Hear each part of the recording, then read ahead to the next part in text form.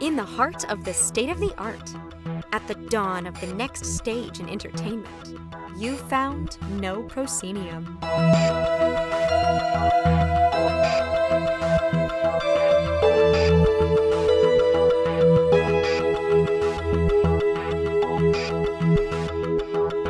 You have indeed found No Proscenium, the voice of everything immersive. I'm your host, Noah Nelson, and welcome to episode 416 of our ongoing exploration of the immersive cosmos. This week on the show, it's our annual holiday gift guide episode. That's right, we are going to tiptoe through the 2023 gift guide with esteemed members of the NoPro's staff. This time out, it's Katrina Lat, Nicholas Fortugno, Laura Hess, and Patrick McLean who will be joining us. They're bringing a wide variety of options from the pretty affordable to the wait. How much was that? Plus a few picks from yours truly as we make our way through it. Now, if all goes according to plan, and it might not, but if all goes according to plan, you will be getting this podcast episode at the same time that the gift guide is launching. However, I'm in a wedding this week, so there's also a chance that you will be getting this podcast before the gift guide is launching. So maybe this is a preview episode, or maybe it's, you're listening to it a couple days later.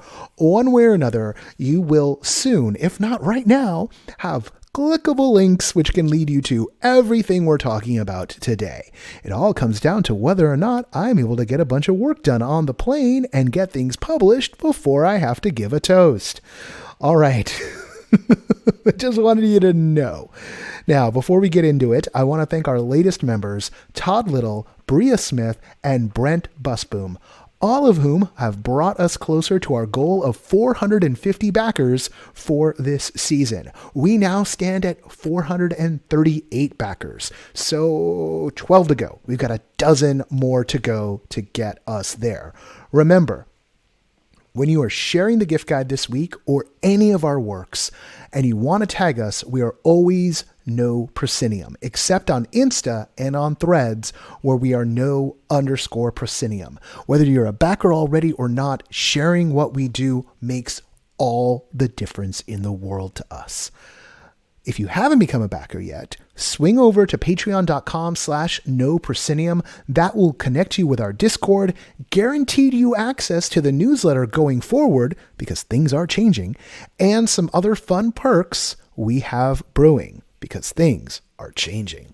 As always, big thanks to our sustaining backers, Samuel Mustry, Chris Woolman, Samantha Davison, Eric Shamlin, Elaine, Daryl, John Boulette, Cameo Wood, Jay Bushman, Jerome Joseph Genties, Kurt Collins, Win Thorne, Ryan, David Bassick, Richard Ayers, Lonnie Hanson, Leckard LaCool, the Ministry of Peculiarities, and Jan Budman.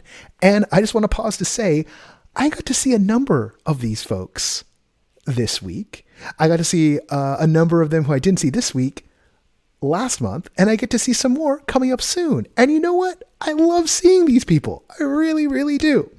We're also on the lookout for community partners who are up for working out special deals for our backers. Hit me up at noah@noproscenium.com for details.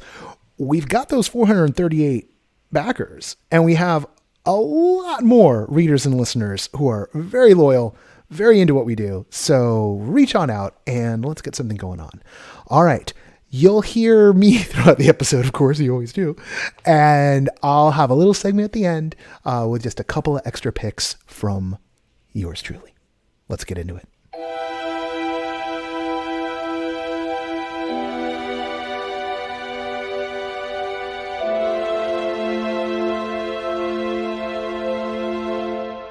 Joining us for this segment is Laura Hess, NoPro's arts editor. But interestingly enough, maybe one thing in here is art related because I don't know it. But I've brought Laura in to talk about 4 different things, some of which she's had and played, some of which maybe it's a there's a purpose to the gift guide if you catch my drift. Let's start off with one that I'm glad you put on the list because this is a pretty big release overall in a very specific part of our world, being the tabletop game part of our world, and that is the Arkham Asylum Files: Panic in Gotham City. Tell us what you know about this one. So this is a game, an award-winning game, recently published by Infinite Rabbit Holes and made by the fine folks at Animal Repair Shop. I have not yet done the full game, but I was very fortunate to receive a demo excerpt by two of its creators, Michael Borys and Rich Molina. And it was so impressive. The mix of, we talk a lot about VR, AR, just XR broadly.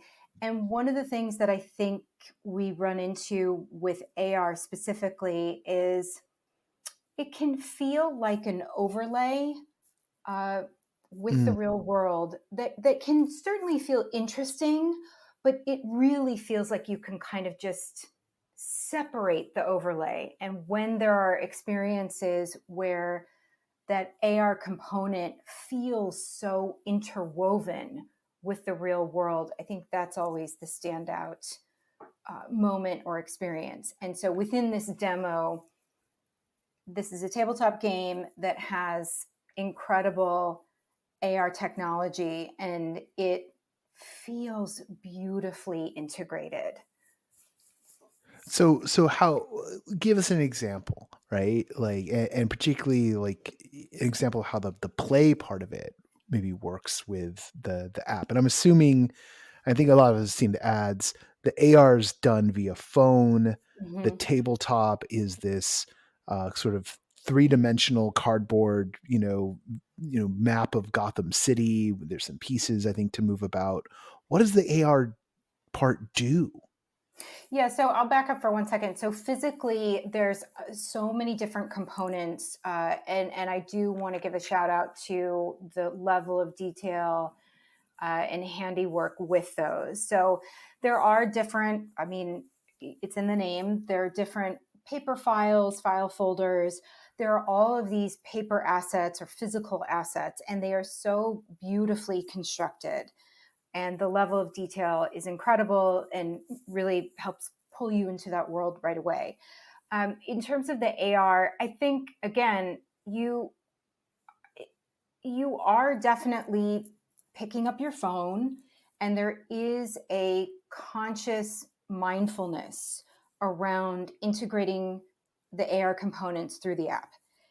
But they're so compelling that the few that I saw in this very brief demo, that it doesn't feel like, okay, I am taken out of the experience, or I'm having to exert too much thought or too much kind of labor into this other component. So it feels, I think what's worth noting about this again is that it feels integrated in two ways. The actual process, because we talk a lot about, like, especially in VR, how there's a real barrier to entry around just like the time to get into VR with the headset. And there can be frustrations around that. And this felt really seamless to get into these AR components and have that overlay. And then they were so dynamic and additive.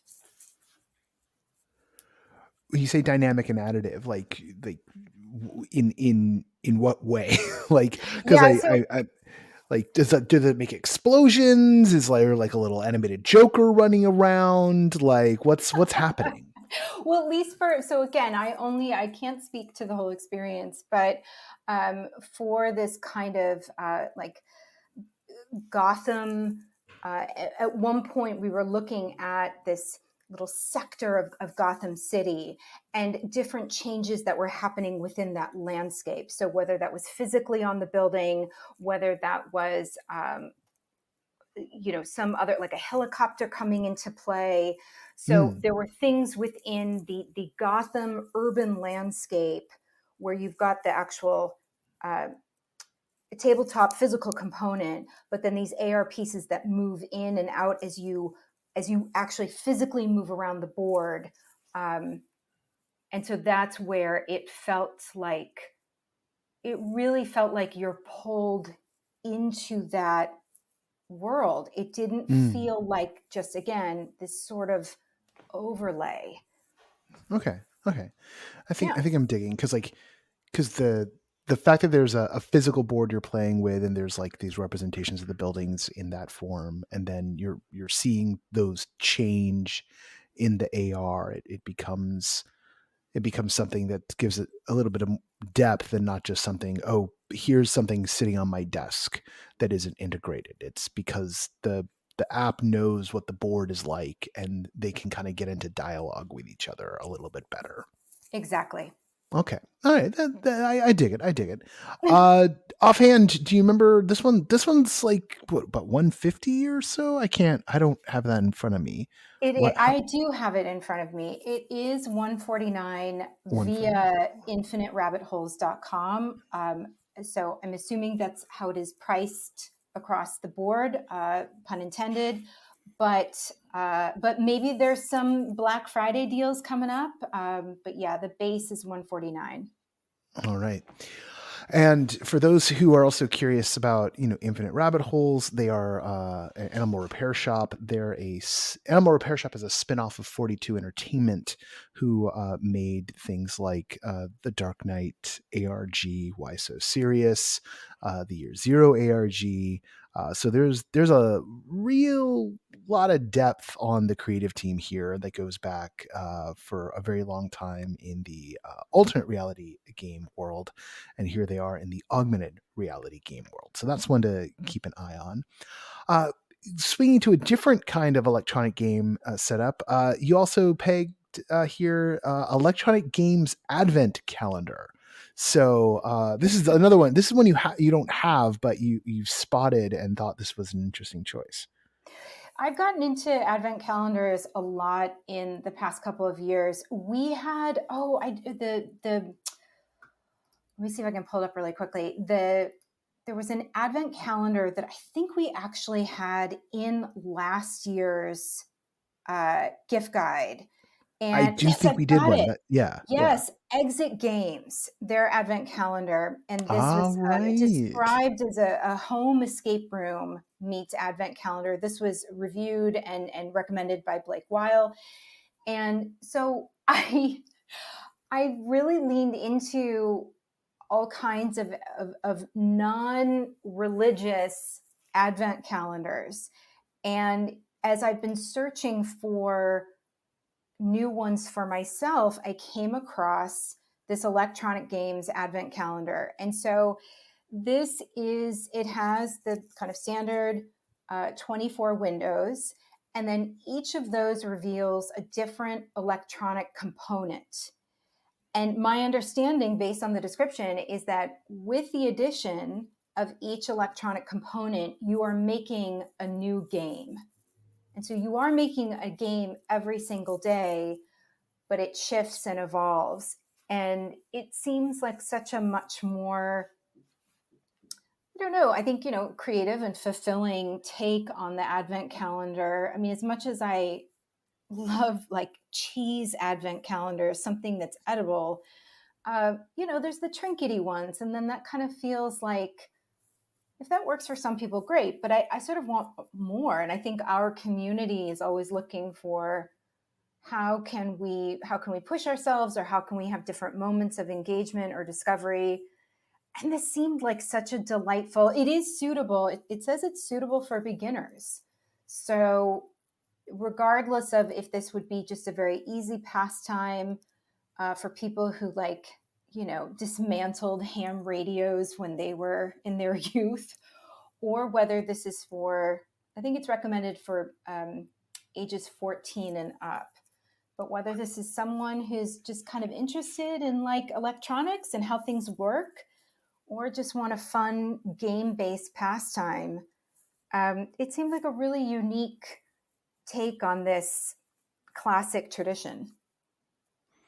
Now we're going to slide over some stuff that you have done, and I want to start. I told you we were going to go one way, but we're going to go a different way. Talk to me about the gift cards for Headlock Escape Rooms. which is an online escape room company, or at least a partially online escape room company. Yes, they, if I remember correctly, so Headlock, well, at least what became known to me sort of early pandemic, and the company is a small independent company based in the UK, and I was lucky to do a show of theirs. Like, just even like thinking about it makes me laugh and have warm fuzzies. It's called The Keeper and the Fungus Among Us. And I mean, I'm a pun enthusiast, so you've really got me at the title right there. And then the description of that remote experience is, so it's an online escape room rock opera musical with hand puppets. Okay. I don't know that it can really get any better than that. And especially for people who, I think, I understand the desire, and I'm certainly there with so many people like wanting to do as much in person now. There's Zoom fatigue, absolutely, but you cannot have more remote online fun than this show. And for people who might be separated from family and friends or just looking for a fun thing to do, this is worth its weight in gold. So this puppet one, that's just one of the possibilities they have. There's a couple of different. True, and I'm not knowledgeable about their other shows. Okay. The Keeper and the Fungus Among Us is the only show of theirs that I've done, but based on that alone, I would certainly recommend Headlock broadly. So finally, and this is another one that you have, and I'm curious about it just from the name alone. Tell me about these books. This 360-degree book. What is that? These are beautiful. These are a little work of art. So there's a couple of uh, different options, and these are by Yusuke Ono. I don't know if I'm saying that correctly. A Japanese artist. And which one do I have? I actually have, I'm looking at the link that I've included. I have the Mount Fuji book, but there are several options in the link that I've included in the gift guide. And so these are, I want to say they're about 4x4, maybe 5x5. They're small, but it is a compact square book. And when you open it, the entire book opens into this kind of segmented sphere. So there's others that are called Snowy World. There's one that's Earth and the Moon. So there are these different scenes, and it's paper. It's a thicker cardstock, but it is so the way that these reveal these beautiful scenes, and it's a more minimalist approach. I mean, Snowy World is only, the color palette is just white, but they're extraordinary. It's not what you expect, especially if you're not familiar with them and you just see the book sitting there flat, like just kind of almost like it looks like a little bit of a larger coaster. It is, they pack so much punch, and it's such a delightful reveal. Fantastic. Well, Laura, thank you for swinging by the pod and giving us some more wonderful options for gift giving to Immersive fans this year. Yay!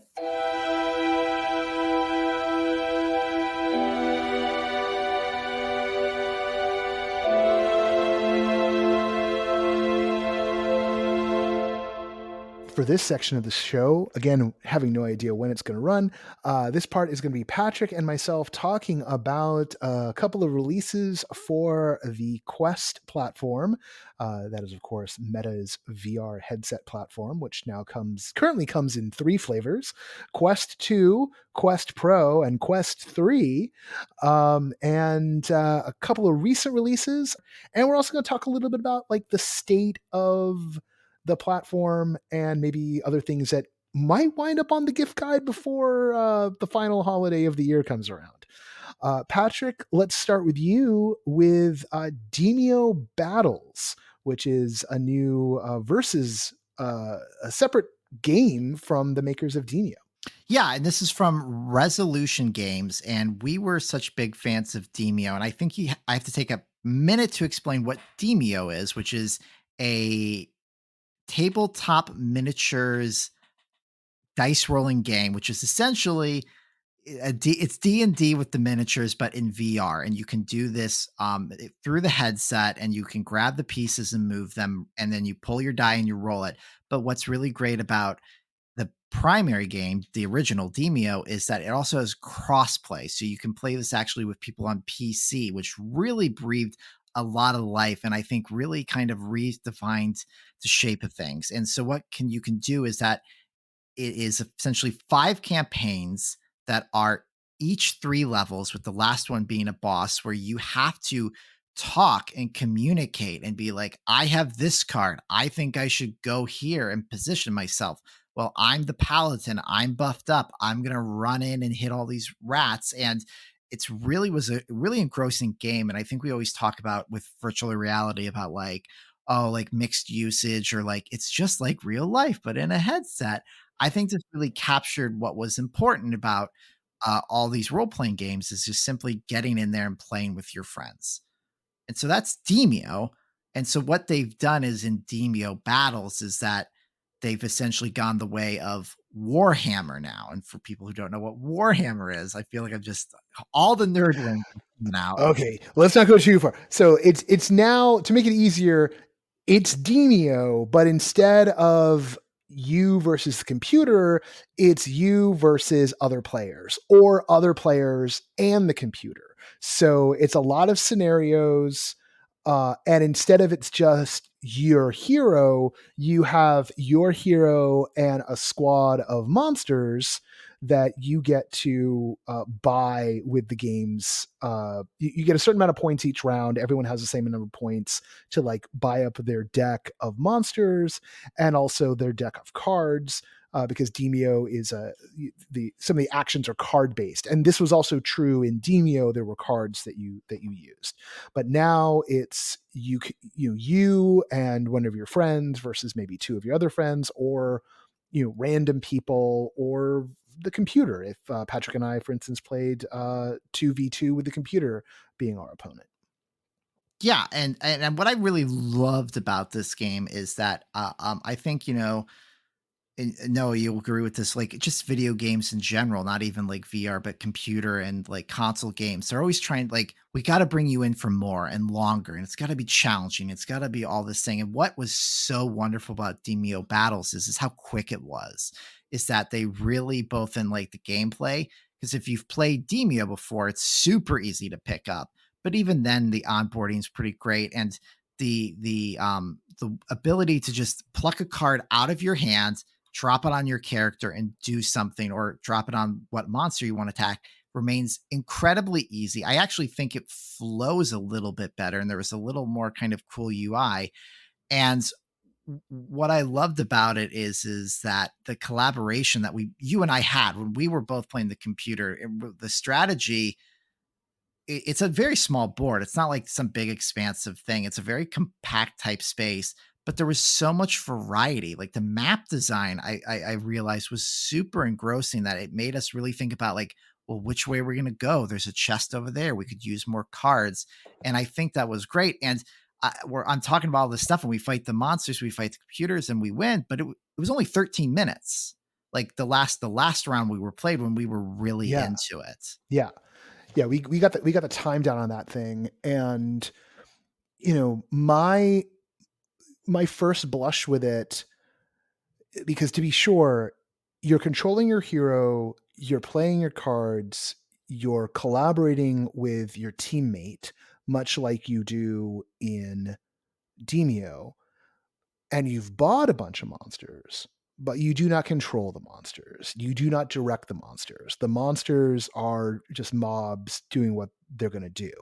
So I haven't played any League of Legends.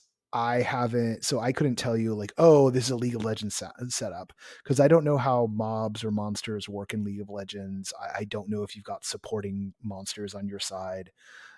So shame on me for not being interested in MOBAs. But going into this, but I've never been interested in MOBAs because like I played a lot of StarCraft 2 and StarCraft and like I loved it. And then I never wanted another game of that type. I just wanted more StarCraft.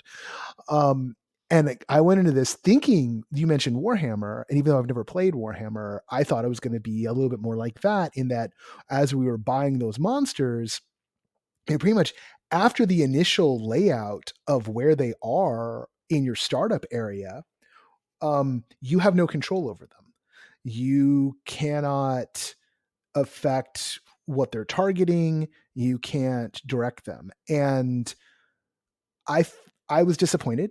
But then once we got into it and the matches were like 13 minutes long and we were getting to a groove and we are unlocking stuff, I let go of what I imagined it was going to be and embraced what the game was and really found myself enjoying it. Yeah, and that's what I think the success is, because in a real life miniatures game, Warhammer or any of them, like you got to get a ruler out and you're measuring. And then you got to do that for your 20 figures, and then you got to wait for the other person to do it for their 20 figures, and then before you know, it's been 4 hours, and your wife's calling, being like, "Are you ever going to come home again?" Where with Demio, it takes a lot of it. Henry Cavill. No, I'm kidding. Well, yeah. Oh, yeah. Sorry, I'm playing with Henry Cavill. But that's what was nice about it, is that like it's like little tiny like some of your supporting staff could be like a group of spiders, and like they take 2 hits and they do 1 damage, but they're meant to distract, they're meant to overwhelm, and you could use that to your advantage. Like, do you position them all on one side to go over here and swarm the computer or another player, and you tag team with your partner, the 4th player, like your other opponent? Like I think we played only limitedly, but I think the amount of strategy is quite vast and it's quite large and could be evolved. I mean, I kind of wanted there to be something on the level of at least, the way you direct a squad in a shooter when you have, AI bots and you're like, flank left, flank right, or like mob this guy. And so, but I will note this game is called Demio Battles, not Demio Tactics. So like it is not a tactics game, but it kind of also feels like everything's there to make a tactics game. But I doubt, we were talking back and forth about, will this come up in the DLC at some point? I've given this more thought. I don't think they're ever going to like, even though they're going to like do a lot of optimization and create DLC for this game, I don't think one of the DLCs for this game is going to be, DLC tactics mode. I think if they get enough people asking for tactics mode in a year, we'll find Demio Tactics being released on the market, sure. And like, and that's okay. That's okay if that's what it comes to.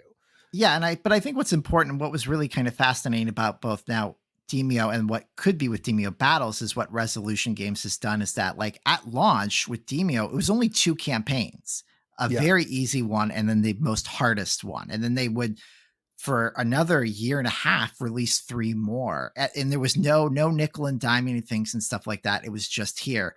So they earned a lot of good grace with me about what they've done. So to your point, I agree. It would have been nice to have tactics control, but they could go quite far. They went quite far last time, further than I expected. Because even in the VR space, they created a hangout space where you can paint miniatures and hang out. We did that. We did. It was very fun. Yeah, it was super fun. I can't wait to see what they're going to do here, because I know, or I hope, I feel that the Demio Battles we've played is not going to be the same thing when we do it again in a year or so, right?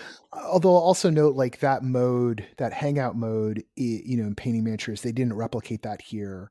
That isn't also happening here, which maybe suggests that people weren't interested in it and didn't use it, and so they didn't bother to add the code to the game. Yeah, I don't know. Like who knows? They're experimenting, though. I think that's what Resolution Game does, is that they're throwing stuff against the wall where I think other games and companies in the VR space aren't. And I'm excited that they're really thinking about community and engagement with other people.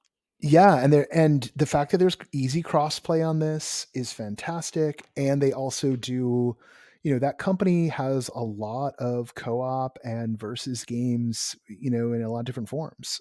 So easily one of our favorite game makers and inside the quest, and sort of justifying the owning the headset in a way. It's if one of those like 5 or 6 things where you're like, oh yeah, like this is an essential. I will say that my group of friends I played the original Demio with 3 other people. One person's in a headset, the other 2 are on PCs. We are playing all the campaigns again.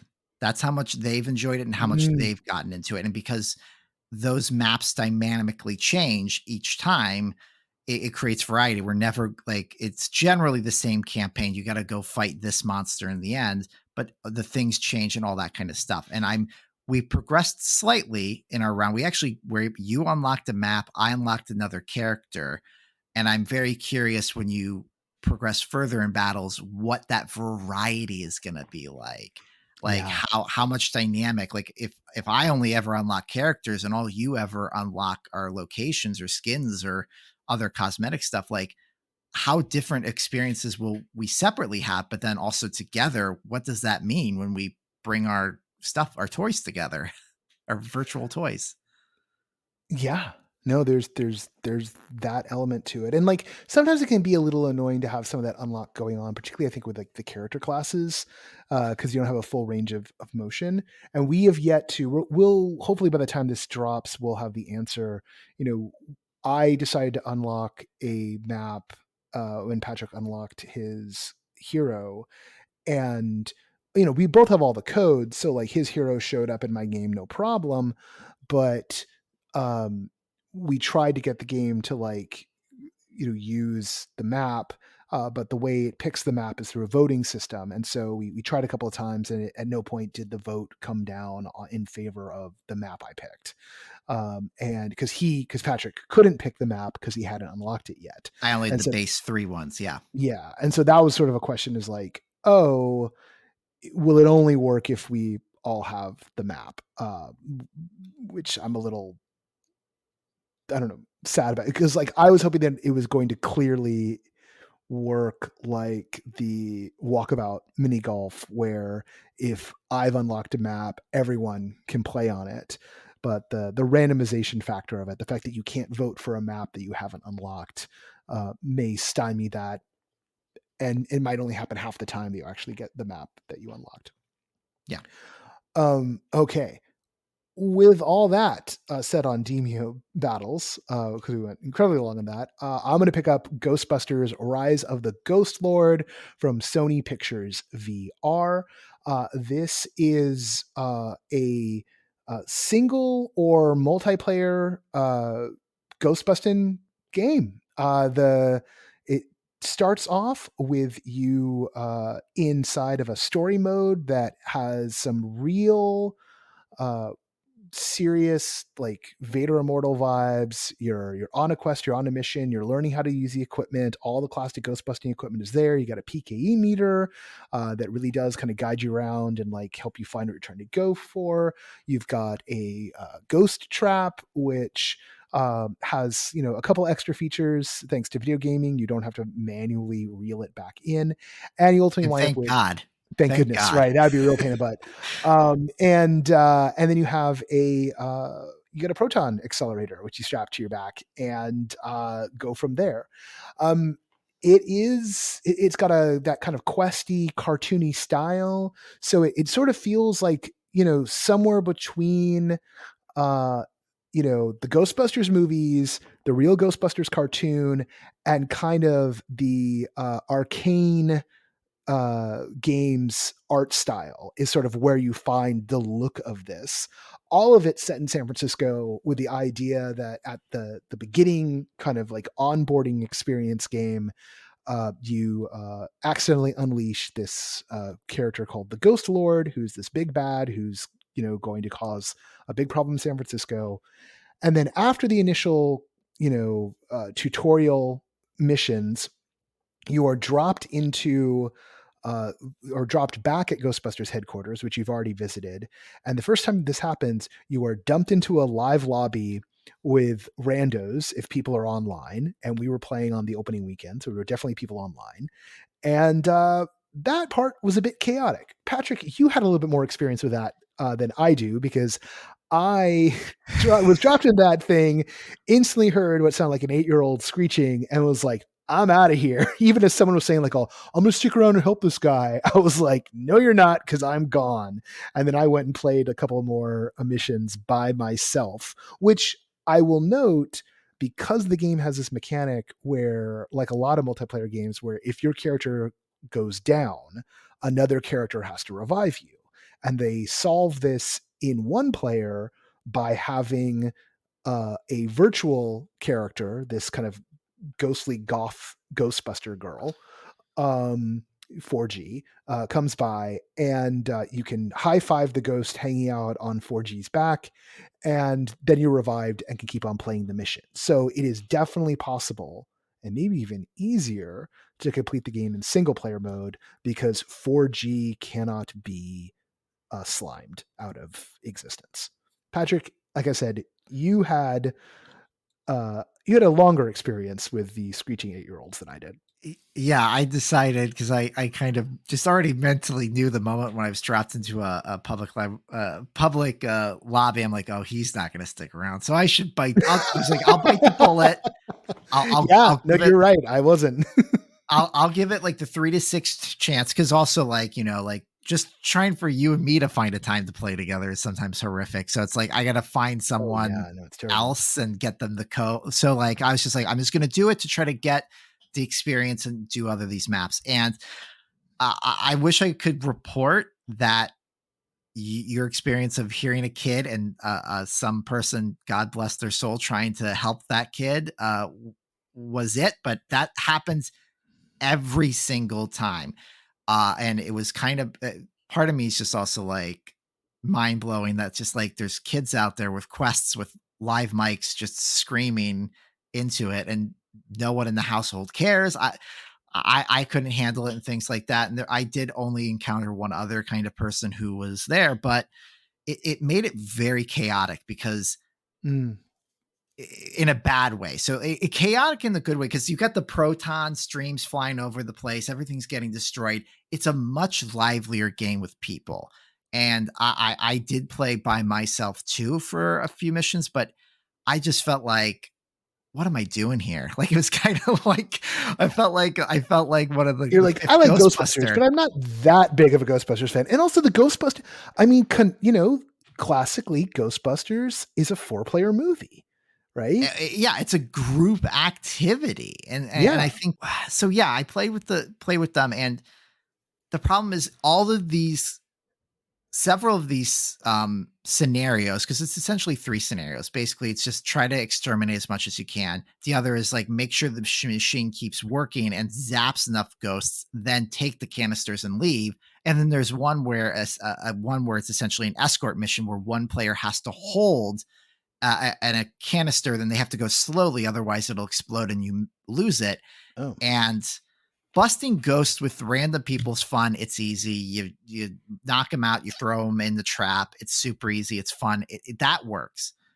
But trying to like work with other people to be like, I need you to pick this up, I can't pick it up, or I'm over here, and things like that, that's where it fell apart very quickly and was very frustrating. Now there are players, who understand what's going on. They've played the game. They can just get into it. You don't need to be the person, quarterbacking the whole situation. But because this game is for everyone, and that's what I like about it too. Like you talked about the triumphant of our Arcane plus the cartoon plus the movie. It takes the best of all of these things, but it's its own thing, which I absolutely love. This game is for everyone. It really can be. Like, I hope there are 4 kids screaming at each other, not doing anything, and I bet they're gonna have a great time. But then if you mix that with just like, I'm an adult, I just want to have some fun, stand, shoot some ghosts and things like that. And then just a kid who's like, what do I do? What should I think? Like, or it's just like providing color commentary. It was very frustrating. And I think the problem is that the other flip side of it is those are the 3 scenarios at launch. There's DLC coming that you can purchase, and there's probably going to be other game updates to come with many of these type of games. But right now it's the 3. So once you experience them all, it's fun and it's good, but you're going to be repeating that potentially ad nauseum, even to a certain point. And why would you want to do that with random people? Yeah. And to be sure, we haven't, hit credits on the story mode. I gotta admit, I'm not even sure if there is. It's sort of implied that, like, I played through a few missions on my own, and then another, uh, you know, a cut scene happened, and the story seemed to advance forward. You had that experience. You just put your finger up because, like, you had that Yeah, experience in while because people are I around. right. So what happens is that there at the headquarters there are TV monitors everywhere. So occasionally, it's the Gabriella is the one who's running the San Francisco like ghost busting franchise office, and so she'll be there talking to Big T, who seems to be an ally, and then there's eventually this city inspector who of course doesn't believe anything is going to be just a Of course not. monkey wrench in the whole thing naturally. But the first time like that happened for me, I was in a public lobby and a kid just talked over it all. Like I've other than seeing Gabriella and Big T talking to each other and understanding that they'd made some discovery about Hookapafar, the guy who's had the machine in the basement and all the ghosts get out. Like they discovered something about this person. Yeah. I have no idea. Because Didn't that kid hear a was too busy thing. describing why how his mom wronged him that week, you know? Yep. Yeah. And there seems to be no way to re-trigger that. Like once it has happened for me, it's gone. So like whatever story was trying to be piped at me was completely lost. It was essentially like, I guess long story short, it'd be like you like are having a one-on-one in Sleep No More and you're cherishing it. And then suddenly An like the 8-year-old like shows up and starts it's just talking like about why his mom doesn't make him peanut butter and jelly sandwiches anymore the way he likes it. She's making him I turkey just wanted sandwiches to go now. get Yeah. pizza. Is Yeah. this where the pizza is? My Yeah. mom promised me pizza after taking me to this crazy hotel. Do you Yeah. like pizza? Why does this person have a mask? And why is it just the two of you in this room? Yeah. Yeah. Yeah. At times infinity. That's all it was. Yeah. I mean, this part of the conversation between you and I think on the phone, because my headset, my battery crapped out. And probably a conversation about how, the technical part of matchmaking for video games has long since been solved, but the actual social part of matchmaking has not. So, like, if you're the kind of person who just getting dumped in a room of randos just sounds like hell to you, which it does to me and always has. And it's the rare gaming experience where I'm happy to be dumped into a room of randos. Then I like the fact that there's a single player version of this. You can keep on unlocking. There's all sorts of progression stuff here. There's more tools to unlock that attach to your proton pack or to the ghost trap, and like it's got all that kind of gamified stuff. All of it's done through the metaphor of in-game cash. You go on a job, you make money, you come back, you can buy things. It all makes sense, and it's fine and it's good, and it fulfills that fantasy of being a Ghostbuster. And that's what the price of admission is for. And so, like, check the box. They did it. It works even better if you can, have a pool of people that you can play with, which the companies aren't probably going to solve. So that's something that, we're going to put our thinking caps on and try and help solve some of that for those of you who want to go out and play this or walkabout or, get together on Demio or Demio battles, right? Like it's something that we're going to start trying to solve on our end, to do some of that social matchmaking. So people know they have someone to play with, which is something we did quite successfully, with Walkabout Mini Golf ages ago. And led to some very fun things for Walkabout even. So that's those two games, which are on the gift guide because we like them and we want more people to play with, right? Yeah. That's the thing. And then go buy those games so we can play, everybody. Come play with us. Yeah. And I think like, and that's like, I think the big part of this is that I think I think that like the state of VR gaming and Quest and experiences online is still riding high. There is actually still like a lot of things to do. We've listed 4 with Walkabout Golf that are easily accessible. And are not hard to do. I think people think about like, oh, VR, I'm going to have to be doing like gripping things and it's going to be complicated. And there are those games that like, you know, when you want to like hit something, like you got to hold it a special way and all this kind of stuff, but that doesn't matter. But I think where they're struggling and they're in the studios are making these games that are meant for communities and are for like, yes, come hang out, have some fun and do it. But I just, it's raising an interesting question of like, where's the barrier? Why is it hard to get people to come into these spaces? Because I think starting a private match, matchmaking, even just like connecting like on a quest call, it's never been easier. Like it's a smoother process, and how to interact and what to interact is at an all-time high. I feel like there's some older VR games where it's like, can I grip this? What I cannot do? A lot of that's been solved and stuff. So I is it just the price? Is it just that people don't want to put a, I don't know how we're still on quest 2. So I don't know Yeah. what it feels like to have a 3 on your face. 'Cause 2 is a light brick. So maybe this is just a hot stone. I don't know what the 3 is. I mean, I, I think part of it's been, that, people note the drop off, and like there wasn't there are these sort of deserts of time where there isn't really an interesting sounding, at least to me or to you, release coming out. And then right now we feel like we're in like this glut or deluge because we've got Demio Battles just came out, Ghostbusters just came out. I think Vampire Justice maybe just hit or was about to just hit. I can't. It's quite just keep about to track. hit. And Just about to hit. yeah, Yeah. and there's like, there's other things like the Seventh Circle. There's this game called Killer Frequency, which seems to be you're a DJ, like handling calls and trying to prevent people from like getting in killers. Like that, you're right. Like it dawns on me, like we go very long time with only like a new zombie shooter, and then all of a sudden it's like there's too much to pay too quickly. I think Yeah. that's a really keen insight. I mean, but it could also be we're not laser focused on the release schedule the way other people might be, because this isn't our primary focus. But at least from like kind of our waiting, standpoint, that's really what it feels like to me, is that it these long dry periods, and then suddenly, oh, a whole bunch of stuff to do. But the library's definitely never been stronger. Hmm. Because you look at all the things, or I just look at my own library, right? Because you've got Moss and Moss 2 and Red Matter and Red Matter 2 and Walkabout and Demio and Vader Immortal and Beat Saber, and it goes on and on and on and on.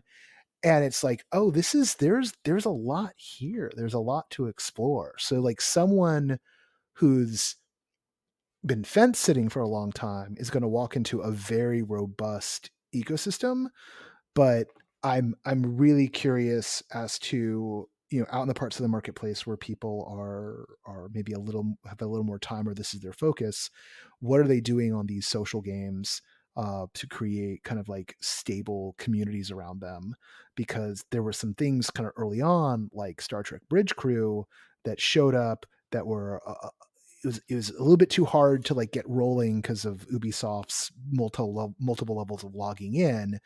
But when we played it, it was a lot of fun, but it went away because it wasn't worth it for them to keep the servers running, because But there's that not enough was people also a playing. game, and I will admit that they leaned into the source material.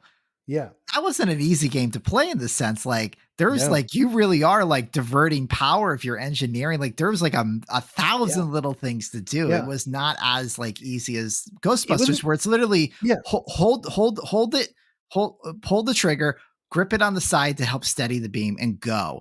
Star Yeah. Trek, it's like you got to understand how the photons gotta get put into the particle It was more reactor, and you've sim got to, like.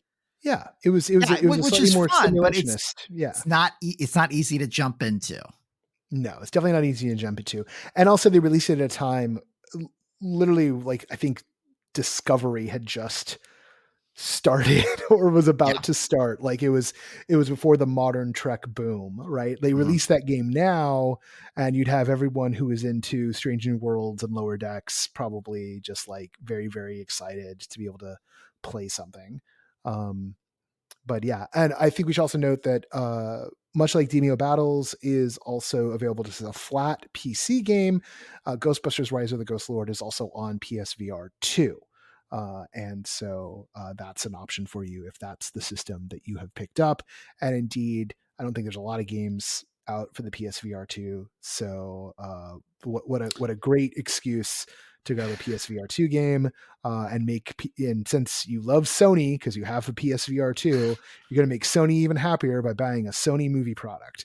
There you go. They do have a lot of comparable games. Because the Halloween sale, I don't know why they were part of the PlayStation, because I have a PlayStation 4. I don't know why they were part of the sale, but there were a lot of VR games. Like I saw Arizona Sunshine.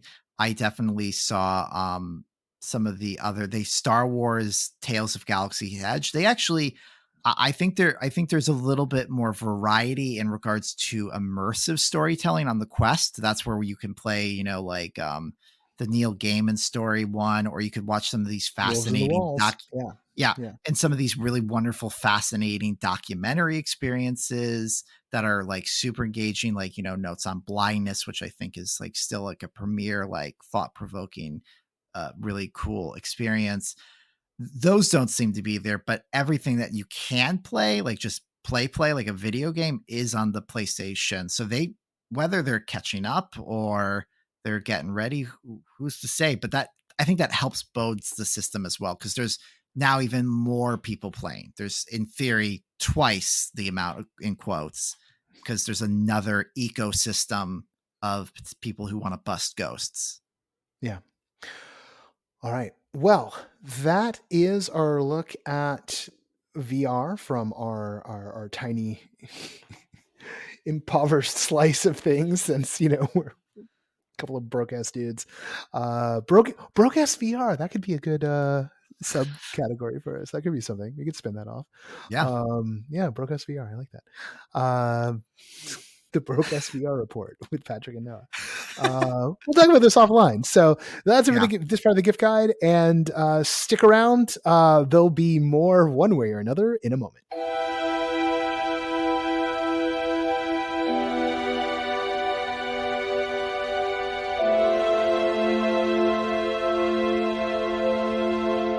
For this segment, I'm sitting down with Katrina, who, like a year ago, I was at one point actually almost sitting down because we were in Denver right around the time of recording this, like a year ago. Yeah. So we have met in person. It's great. But right now you're in Toronto, where you are our Toronto curator, and you've got a couple of things that you've put in the gift guide this year, at least one of which I don't even know what this is. So I'm like really fascinated. Let's start with that. The puzzle ring. What is a puzzle ring? Says this uncultured bear of man. Oh gosh. So a puzzle ring is a ring that's comprised of between 4 to 12 different interconnected rings. And if you place those 4 to 12 interconnected rings at the right angles, they come together to form one single ring. So there's actually some pretty cool history around puzzle rings. Some people say that they were created in like ancient Egypt or ancient China.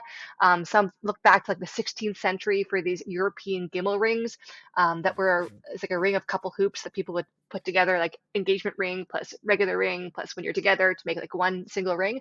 But one of the really cool myths that I've heard was that it were actually given to men, given by men to their wives to make sure that they didn't cheat. Because if the wife wanted to cheat, she would take off the ring. And then because it's a puzzle ring, she wouldn't know how to put it back together. And so the guy would know if the wife was cheating. So not so great from like a feminism, patriarchy standpoint. I don't know if that's true or not. No. I just really From like the the standpoint of idea. patriarchy, as awesome as horses, but but for everybody else, maybe not so great. Yeah. But patriarchy, loving that. Oh god. I like the idea of it being like a surprise puzzle that you could always have on you. And I mean, for myself, like I'm not a big fan of rings or like the concept of exchanging rings one day if and when I were to get married.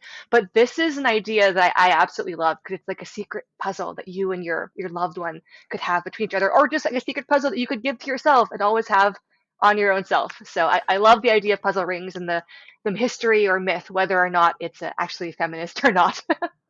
There's something to this, like the ultimate fidget spinner. On Mhm. one level, I'm looking at the site you linked, and we'll have that in the gift guide.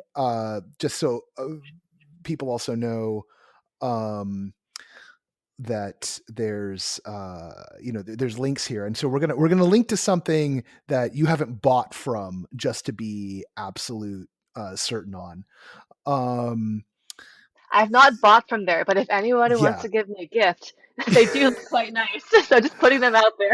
Mind you, these are pricey. They are. So They are. like, don't like this. There's some quality metals being used in the crafting of those puzzle rings, but you can get quite cheap puzzle rings out there as well too, you know. But if you're going to give possibly like a fancy ring to a loved one, though, you got to do it with nice metal.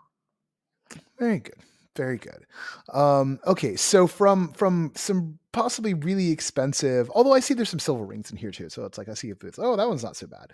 But there's a lot of gold one. It's like there's one in here. I was like, oh my god, like this one has 4 numbers in the price and before the zeros at the back end.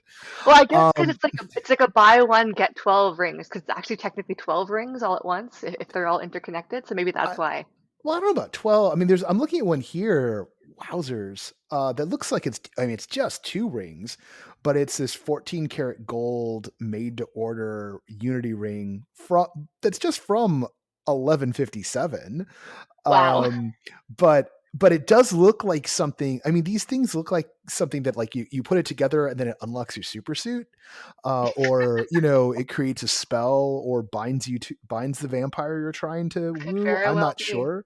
There's lots of stuff in that. They're all pretty looking. Mhm. They're definitely pretty looking, and because they are like multiple rings, it's like, anyway, yeah, fascinating find. Thank you for bringing this along Thanks. to us. Going way down market, but maybe not all that down market. The giant Rubik's cube. Talk to us about Yes. that. Yes. So I've seen these around at a couple of conferences and at a couple of escape rooms, actually, just in the lobbies of certain places. I myself taught myself how to do a Rubik's Cube as one of my pandemic hobbies. But when I encountered this giant Rubik's Cube, I really wanted to solve it. But I found that when I was learning how to do the Rubik's Cube, a lot of it ends up being muscle memory. So because that giant Rubik's Cube is so giant, my muscle memory tricks wouldn't quite work. And so I sat there being so frustrated in myself because I knew I could solve it.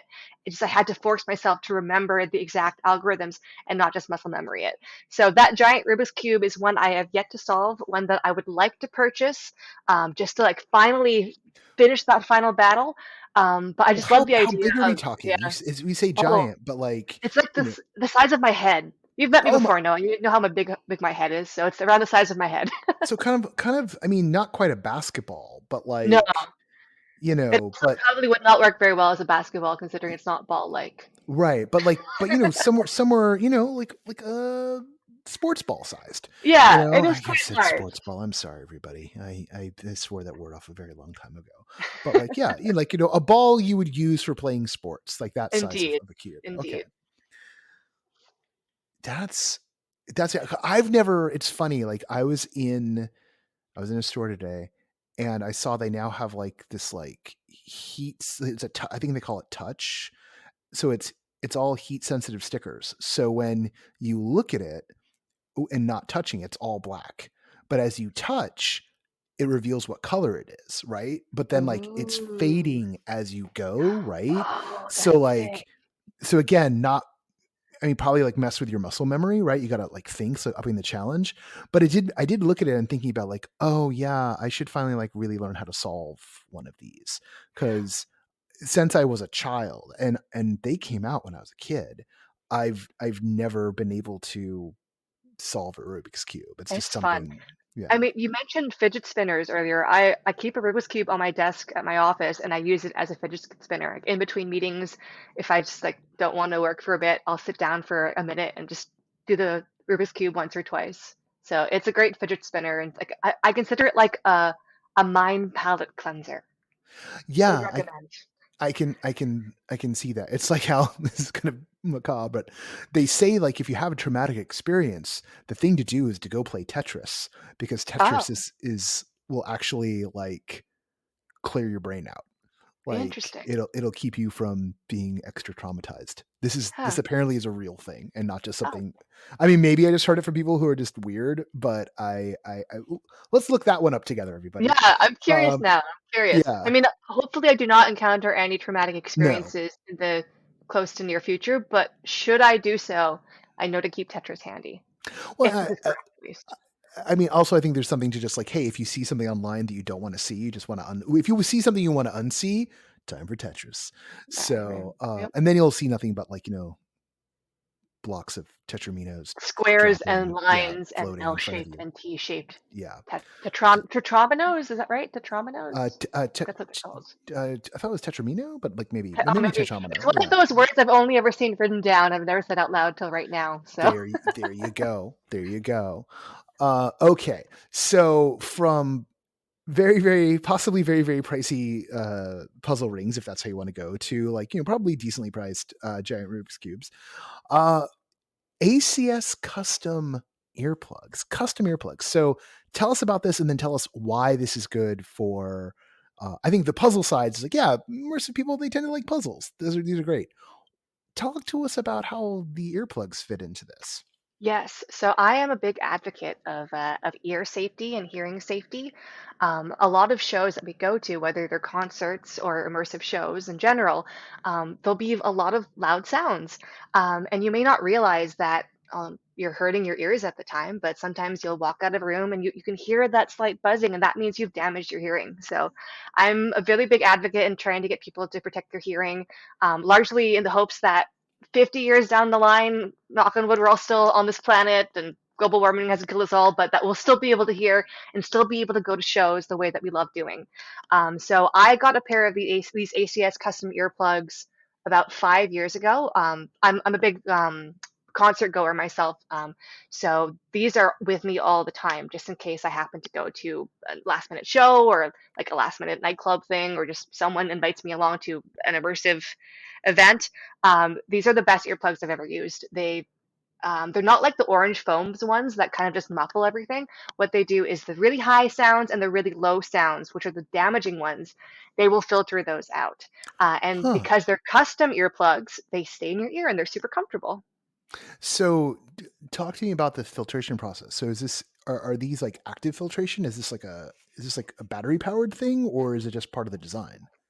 So they have a number of different models. The one that I use, there's no like no tech involved. I mean, no battery powered tech involved in it. It's just a filter that's in there. They do have battery powered ones that are mostly used as monitors for people who are performing on stage. But Mm. these ACM custom earplugs that I've linked myself are the ones that I use on a regular basis, and I absolutely swear by them. They are one of the best things that I own, and I highly recommend them.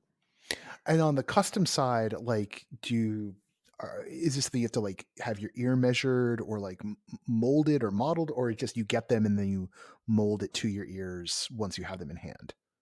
So you get them molded, and it is one of the weirdest experiences I've ever had, where a person will essentially pump, I think, silicone into your ear carefully, but in a way that you get a mold of your ear that they then use in order to create the earplugs. But when there's the silicone in your ear, it's the strangest feeling because it's almost like, you know, how when you're underwater and your ear's filled with Hmm. water and there's that weird feeling of unbalance and unease. It's like that, but you're not underwater. But I assure you that 5-10 minutes of discomfort is 100% worth the protection that you give from your ears afterward, and the great sound quality as well too. Awesome. Well, I could probably ask 15 more questions about the earplug thing, but I'm going to like let everyone just like do their own research or imagine or look up a video. And I'll just ask you once like we're not recording anymore. Okay, so like this one, what are they like? Because by this point, people have probably already like clicked on things if they are by their computer and like, oh yeah, that's what they look like. And I'm not clicking on things, I'm looking at things at the moment. Well, I was a minute ago with the rings, which I'm still looking at the rings actually. they're nice looking rings. I mean, This they're one place, pretty yeah, and yeah. puzzly. That's like my ideal duo right there. Pretty and I, puzzly. I mean, I'll be very sad if we find out that like this particular place you found, like, is like a scam spot. Oh no. But like, oh yeah, like they're one of their sister sites is Clotter Ring. So absolutely, for the Buffy fans out there, who the 20 of you who are left, don't write in. I say that because I was once one of you. Once. Okay, deep down inside still am, but like we all know. All right. Finally, the last thing you put on the list, going back down market a little bit here. Meow Wolf plush. So which one? Because I know there's been a couple of Meow Wolf plushes, and which one and where'd you get it at? So I saw a couple and I wanted to bring them all home, but unfortunately I only had so much room in my suitcase coming back from the Denver Immersive Gathering last year. So that's where I got it. I got it at Convergence Station when we were all at the dig this time last year. And I've linked to it in the guide itself, but essentially it's a literal meow wolf. It is a white wolf and a black cat who are kind of intertwined in like a Siamese animal type of way. It is just so strange and lovely and weird and cuddly, and I keep him on my desk at work next to the Rubik's Cube. Um, and I just give him a good squish every time work is getting a bit tough. But he's one of those conversation pieces that people walk past him and they're like, "What the hell is that?" It's cute, but I'm not sure what's going on here, and I love him for that. He's. I know I said pretty and puzzly was one of my favorite combinations, but cute and confusing is probably another one of my favorite combinations. And this Meow Wolf plush definitely embodies that. I'm looking at this right now because as you described it, I was like, I need to see. And he's got, it's like, it looks like a wolf like standing with like a kitty under his chin, but they are actually like merged in a way, like they've glitched into each other. I And guess they've converged. yeah, and the wolf has 3 eyes and the kitty has 1 eye and then one's just a yellow X, so the kitty's a Yeah. one-eyed kitty. Between them they still have 4 eyes, but the 3-eyed wolf is like the wolf's third eye is open. This is pretty spectacular, and it's got 2 tails but 1 body. This is a pretty spectacular and spectacularly weird plushie. So I can definitely see people being wondering what's going on there and being absolutely fascinated by it. And yeah, I'm about to be in Denver too, but with 0 disposable income. But I'd be like, I could see myself walking home with that if I'm not careful. But I will be careful because again, no disposable income right now. Oh, Well, I no, want it. I want you it. can always come visit me here in Toronto, and I can introduce you to my Meow Wolf plush, and then you can give him a good pat on the head. Oh, well, I'll probably just visit him in the gift shop at Convergence Station over there. That works So, too. That works yeah, too. that'll be pretty good. Visit all of them. Maybe I'll talk a friend into buying me one. Okay, so And confirm he's very cute and very cuddly and very confusing. So yeah, cute, cuddly, confusing. My favorite combination when it comes to plushies.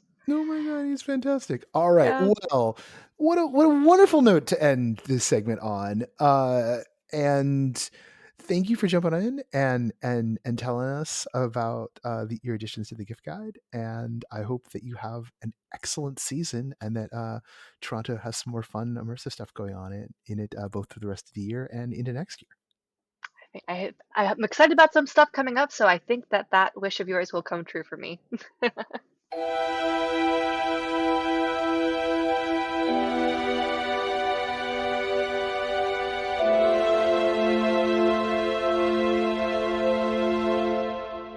Now, this is the very first segment we've recorded, but who knows when it's going to play in the show. Joining us right now are our New York correspondent, Nicholas Fortugno. Hey, Nick. Hey, Noah, how's it going?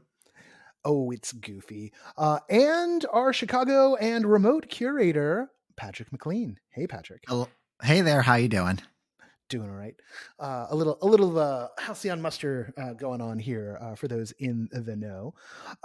This may not be the only time we talk about these topics, so we're going to cover in this segment a little bit of tabletop games, a little bit of experiences in a box, and then a book. So we're going to start off with Patrick on the tabletop game front. What do you have? What have you popped into the gift guide this year? Yeah, so one of the first things I have to talk about is Call to Adventure. This is from Brother Wise Games, who a lot of people who are board game aficionados or regulars who have a group might also know them as the designers of Boss Monster. And what Call to Adventure is about is essentially is a card drafting game where you go through 3 rounds to essentially create a medieval fantasy story. And what I think everyone who's listening to the podcast will really love about this is that the variety that is able to come of this game, and then how you're able to weave a narrative just off the top of your head, because essentially the goal of the game is you sit around with up to three other players, and you get a card. You have hands, you have cards in your hand. That's how it works. That's how card games work.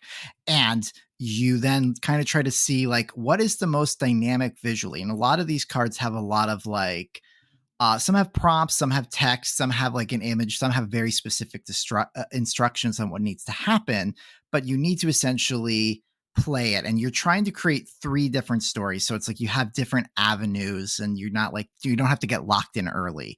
And you play a card, and once everyone goes around the table revealing what they've played, you just have to talk about it on the spot. Like, as I said, there's a prompt and there's imagery to help you, but it really is essentially recreating that wonderful experience of sitting around a campfire or just around the D&D table without all the math and the dice rolling. It's just distilling what I think makes role-playing so great, being about the story and about the spontaneity of creating it on the spot. And that's what I just really love about this. And it, as I said, what people like is that no 2 games will ever be the same, including you. You probably could even get the same cards in another game with a totally different group of people, but you'll still just think of a random different story because you're also thinking about the players who are there, because the final catch of this is they help like score, quote unquote, like how interesting your story is. It's like a collaborative effort. Who had the most interesting tale this round? And that's where the competitive board game element comes in. So just in case I didn't track this right, so each person's laying down a card, and then that card's dictating what they're going to say. Correct. And everyone does. So there's 4, essentially, if a group of 4, there's 4 different stories being crafted and 4 different tales that you're ultimately trying to vibe and create. So, and then you could build off other things and people can connect. I think there might be some variety. I've only played it once, but it was really great. It was one of the first games I played being back around with a group of people recently. And it just felt like a match made in heaven in regards to finally being back in person with people and then just creating stories. Very cool. And I might have some more questions about that one offline for you. Sure. Cause I'm, actually, let me do it here. So like, there's the scoring component, but like, if you laid down I don't know, like a eagles flying out of the sky, card or something, like, I don't know, I'm just making something on the spot. I haven't seen this deck. Would that be something that both you and I riffed off of in the moment, or only you would riff off of? No, so essentially you're trying to riff off your own story. So you're Gotcha. trying to build a story that is equally entertaining. And of course, there are all sorts of like, I don't want to get too far into it, but like there's like little tokens and icons. Like it kind of dictates which way you have to go. So you have to be mindful of what you're playing. It's just not like just play a card down and just BS for your round. Like there are some objectives and focus to it, of course, but it really does kind of help to like explain like because there's a whole element of like triumph and tragedy. Like if it's a card that has a white icon, that's like you got to have a more like this is where the hero takes a victory. Or if it's a black diamond, it's a tragedy. So that's where you got to like something happens, they fail to protect the village and things like that. and there's different story icons to help, like, okay, make it, set it here or have it be this. And there's all sorts of intricacies that for 5 minutes doesn't get into, but I would recommend when you have a couple hours on a game night to pick this up and figure it out for yourself. Very cool. Nick, you put in another piece of tabletop here, which would be the Night Cage. Yeah, so the Night Cage is not a brand new game, although it was re-kickstarted in October with an expansion. The original game came out in, I believe it was 2019, or at least it won most of its awards in 2019. It's published by Smirk and Dagger, and it was designed by Wait, Smirk and Dagger? That's Smirk and Dagger. Yeah. Oh, that's a great name. Yeah, and it was designed by Ross Sanders and Chris Chan and Chris McMahon. And the reason why I go back to Night Cage, and the reason why I'm really happy that it's getting attention again, is because there's a subgenre of board games that are about horror, and they're typically either like very, very, very like didactically storytelling, right? Like there's just cards that like are little short stories of horror. I'm thinking of things like Coma Ward or what's the other one that comes into my head? Like they're like there's Deep Space games about things like that. Or they're tripping in like very, very well known horror tropes like zombies or vampires or Lovecraftian mythos, right? Like things like Arkham Horror. And what I like about Night Cage is that as a pure game, it expresses horror like mechanically, right? Like through the actual act of play. And so the narrative of the game is that the players are all prisoners in a labyrinth, like this mystical labyrinth that's trying to destroy them by having all the light go out and the labyrinth just disappear, and then their souls will be lost forever. And so the players have to escape the labyrinth by finding keys. And once each player has a key, they have to all gather at a gate. But the trick to the game is that each player has a candle that only shows a short distance around them. So they can only see one tile on the map in front or behind them.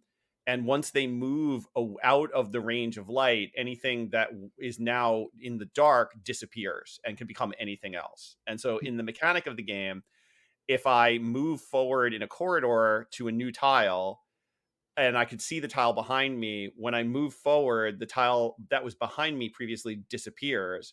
And if I go back, I put a new tile down. So it's as if the maze changed when I disappear. Is that happening on like a static board that you're laying tiles and cards down on, or is this like a series of tiles? So like there's no static board. You're kind of like constantly shifting tiles around, making new shapes. You have a board that's just like a grid. It has nothing on it. And then you have this stack of tiles, and then you lay down some introductory tiles for the players. And then as the players move, you just draw more tiles off that stack. And the stack becomes the timer of the game. When the stack runs out, the game ends. Oh, wow. Yeah, and actually the end is gorgeous, right? So like basically as you move, you're pulling these tiles out, and then as tiles disappear, they're removed from the game. But there are also monster cards that appear. And if the base monster in the game, if you are within line of sight of it and you move, it causes more tiles to be discarded. So you're basically racing to get these keys and get out. But remember, a key is a tile. So if a key becomes visible, if you move away from it, it goes away. So you have to keep the tile and the gate visible on the board at all times, which becomes a constraint on how everybody moves. And what's amazing about the game, like really, really beautiful, is at the very end of the game, when you run out of tiles, the players have a kind of a last sprint to try to get out. And instead of discarding tiles from the pile and putting them onto the board, they simply remove one tile from the board every time a player moves. And so the board just slowly disintegrates as the players try to escape, and they either disappear into the darkness or they gather on the gate and it's the last tile they have. And you can kind of, I hope you can just kind of imagine like the flow of the game, that it's just like these things winking in and out of existence constantly. Yeah, I can get that flow. The one thing you mentioned, you said like a key is a tile. And once you get a key, like the key doesn't move? You have to like someone has to hang by the key, or You pick up the key, but a player can only hold one key. Okay. So if I reveal a key that someone else needs, I can't leave, because if I do, the key could disappear. But then if they're by the gate, how they get over there becomes very challenging, right? Well, Exactly. so if they leave, Okay. like, is the gate static? Like if you leave the gate, will the gate disappear? The gate goes away too. Yes. So someone better hope that they don't. I guess someone could drop a key by, like, you could give a key to someone. So like, okay, let's imagine this scenario. Okay, for people at home, because I'm imagining this, but like, let's say, Nick, you unkeyed, found the gate. Now you're stuck by the gate. Patrick, keyed, has spotted another key. I'm unkeyed, so now I need to go to where Patrick is, and I guess and you have no key. I need to go to where Patrick is to pick up that key and just hope that I don't see another key. Otherwise, I will then have to pick up that key. Patrick will have to stay where he is, and I'll have to ferry that key to you before I can get it back, before I can go get the other key Patrick's revealed. Exactly. And Okay, you might draw good. a monster, and then the whole board just sort of explodes. And we can't come get you. We got to stay with our key and our gate. Yeah, and it's Oh, and man. so That's tense. Yeah, that's great. it's neat that we're just playing it on the podcast a little bit, right? Yeah. But it does feel like one of those games where you could just point a webcam at and just, like, get your friends remotely playing, like, I'm moving here, I'm moving there, move me over there, right? Like, I could see Yeah. I could see that happening. But I guess like, I'm saying you own this and we can play right now, right? Oh yeah. The This neat is thing webcam out, Nick. So when you get the like the slightly more expensive version, it comes with like better pieces and stuff. But the other thing it comes with is little LED candles, and so you have like a little candle burning in front of you. And if the monster attacks you, your candle goes out, so then you're just in the dark. It's just such a beautiful mechanical expression of this kind of horror. Yeah. And Yeah. I introduced it to students at my college because they were like, it was Halloween, and they were like, we want to play a horror game. And I showed it to them, and they were all like, why are we playing this with the lights on? Was their immediate response. That's true. That's good. Has someone taken this to like a virtual tabletop setup, or? I don't know. I don't know. They Well, should. But if they have, I mean, hold on. Let me risk making weird sounds on my phone real quick, and just be like, so let's go. The Night Cage virtual tabletop, or just that's gonna. Okay, here we go. Play the Night Cage online through your web browser, Tabletopia. Tabletopia, yeah. So Tabletopia, and again, through a web browser. I'm not sure. Well, there'll be a segment hopefully before this. like, you're going to hear us discover something. Let me explain to you what Tabletopia is. So we'll save that for the notes one way or another. And now there's a whole thing. All right. Well, wait, is that weird thing that I saw at Best Buy that one time? No, sorry. Anyway, so yeah, I don't know. There's ways to play this. Noah's picked out the next game night game. It's right here. I think I might have. So, all right. Well, very good. Buy the box. Put on your creepy Zola Jesus or Sunzo or whatever music you play, like Juju, whatever music you play when you want to just feel like very small, and and just see if you can survive a horrible dark labyrinth. Moving from tabletop to experiences in a box, Patrick, tell us about the Detective Society Trouble in Folklore. Yeah, and so this is a really great experience that I've been playing with them. They're a London, UK-based company. I apologize, they might not be in London. I don't have my notes right in front of me, but they do a lot of really great things. They've had 3 major box experiences that were 6-episode eaches, and they were kind of more based in the real world in regards to like the first one's a kidnapping, then there's like the second box is about like kind of this like sci-fi techno thriller, and then the third one is this kind of spooky mystery supernatural thing that has like a lot of museum elements. But with Trouble in Folklore Falls, this takes like a really kind of sharp, fun turn because it's only 3 boxes. The story's segmented into 3 and it continues over, but individually you have like kind of a beginning, middle, and end with each one.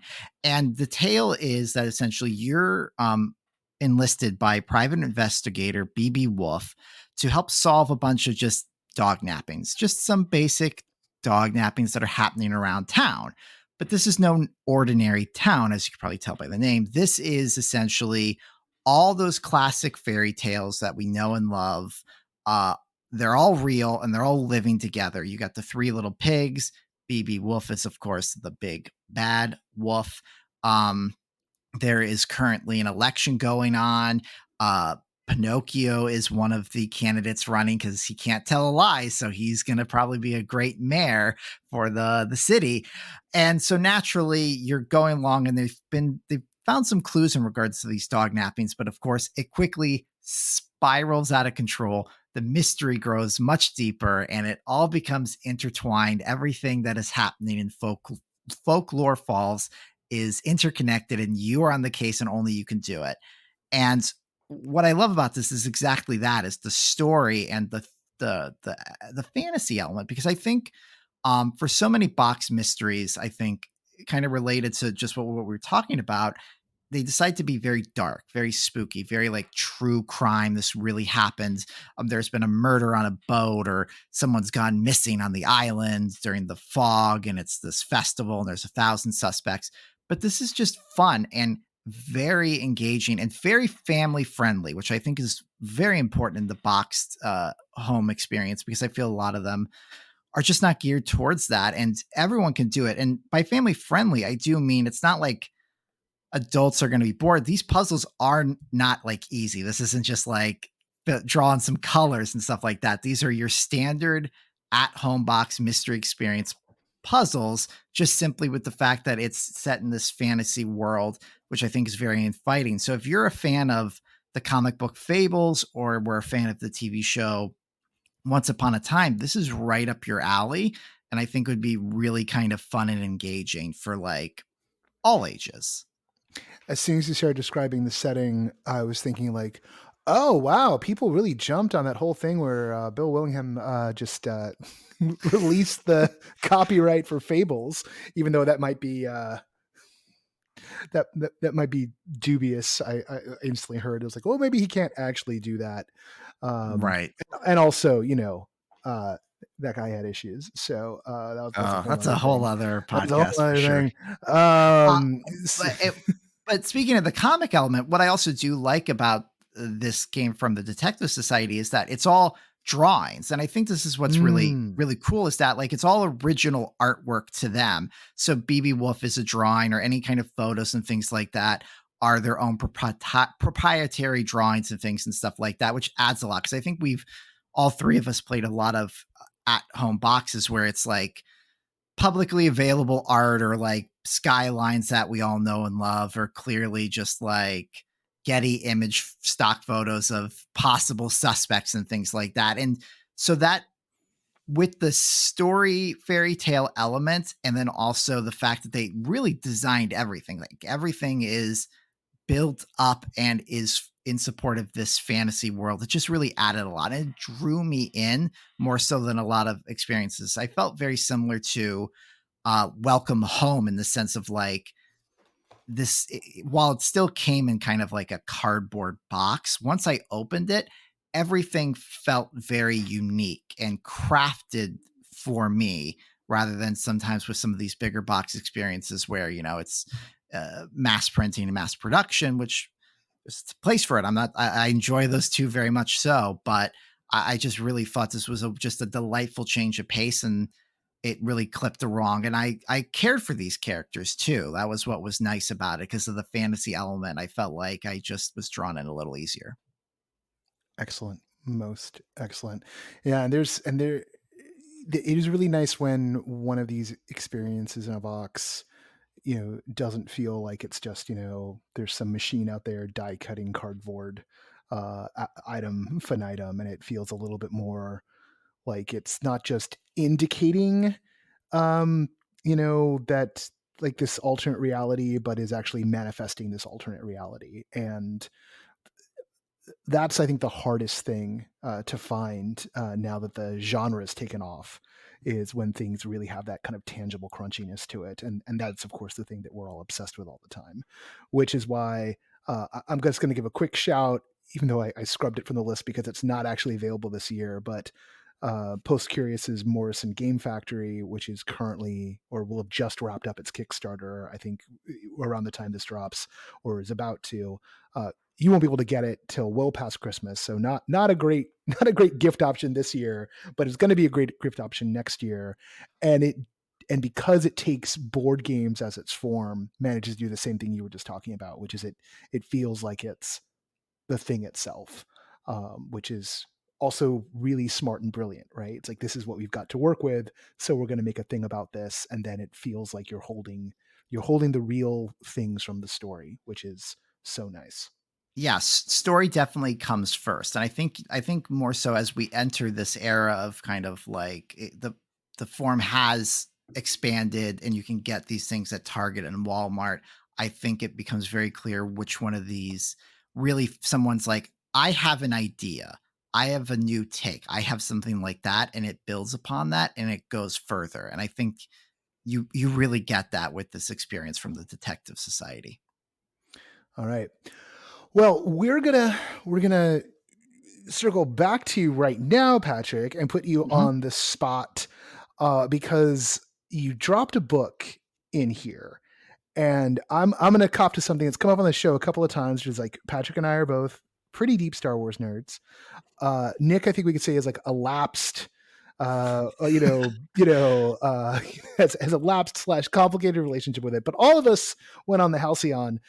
And you've picked out a book that, even though I read a good chunk of Star Wars novels, not all of them, because they publish too many of them for me to do. Way too many. Which also makes me sad, because I would like to be a completist and read them all, but way too many. You picked The Princess and the Scoundrel, which is the current canon. Oh, I just said current canon. Ooh, that's interesting. Someone's projecting. Oh, I'm projecting. Yeah. I mean, like official canon, it's the canon now, but there were, once upon a time, there were other stories, a version of what we might call the courtship of Princess Leia, which, Patrick laughing because that was the name of a book that had existed before. So it's the story of how Han and Leia got together. I skipped this one, but and I don't know if Nick's ever read a Star Wars novel. So no. I'm going to give you a couple of minutes here to make the case why this would be a good Christmas gift or a holiday gift for a Star Wars fan. Yes. And I'll make the pitch. I'll make it even better.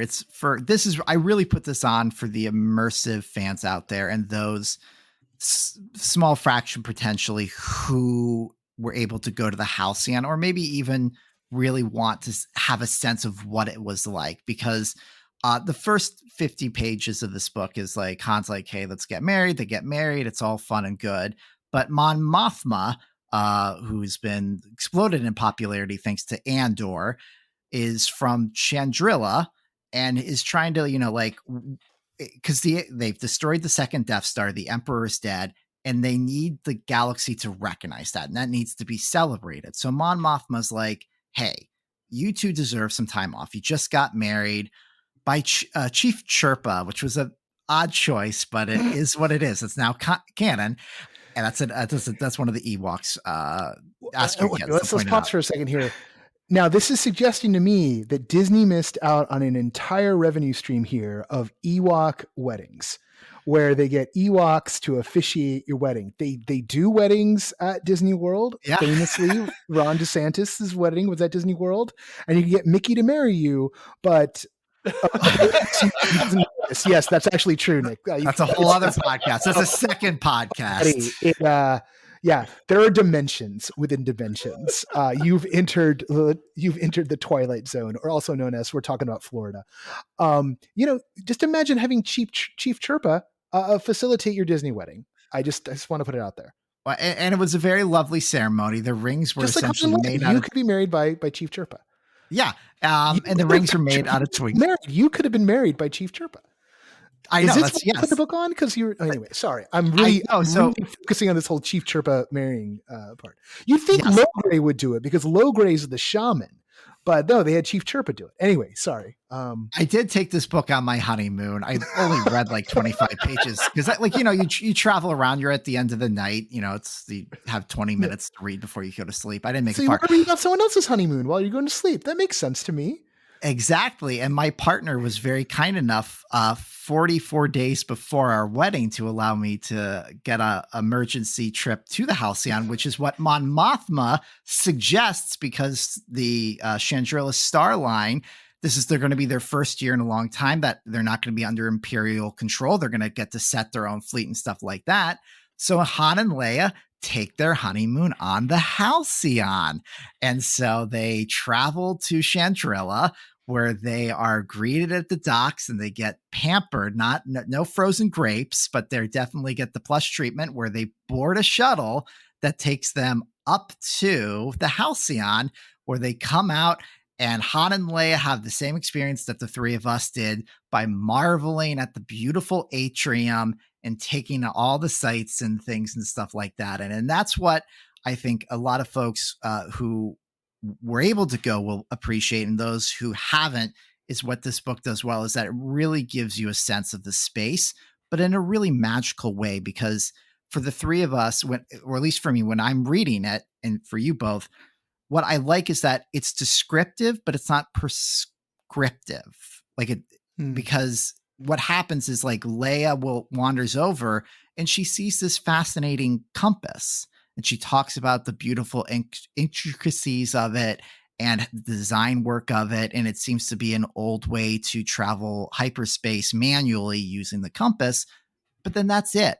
She doesn't it's not and this is the famous compass that was used by blah-de-blah and is called this. And it conveniently has a beautiful gem from the Twi'leks in it. And that's what powers it. It's really both Han and Leia go through the entire ship for about 100 pages, just exploring the space and making discoveries.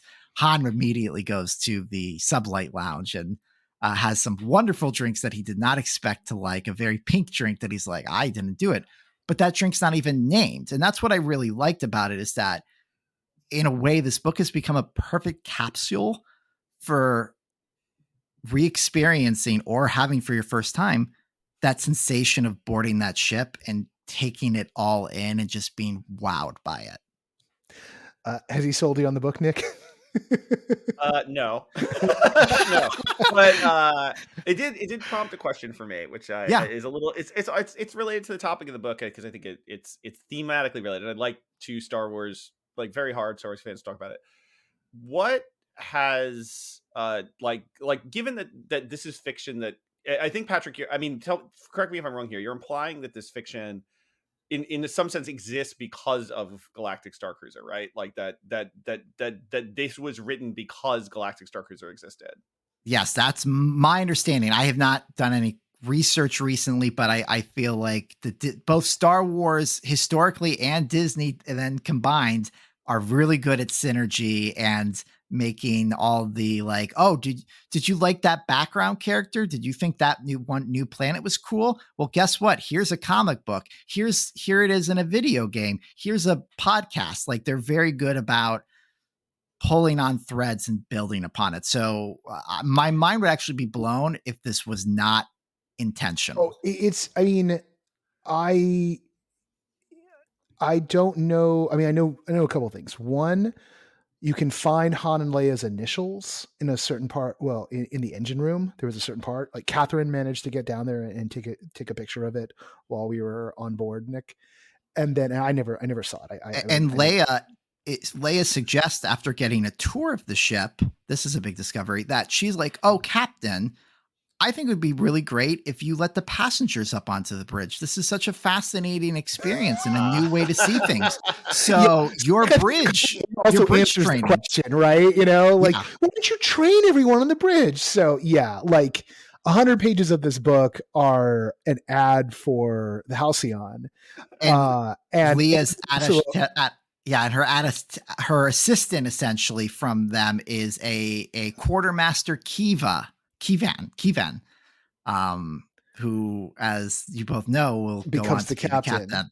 Yes. Okay. Yeah. So like it was definitely published around the time of the Halcyon starting up, which at the same time there was the Halcyon Legacy comic book, which was very much, which told 4 interconnected stories about the Halcyon, which was the same thing they did in sorry, I got a pop up on my screen. Catherine to Anthony, the green kyber crystal talked to me the most. It's like they're texting about Catherine's recent trip to Galaxy's Edge. I'm probably gonna get 6 more of those when those two are chatting. This is our lives, man. This is constant, right? It's impossible.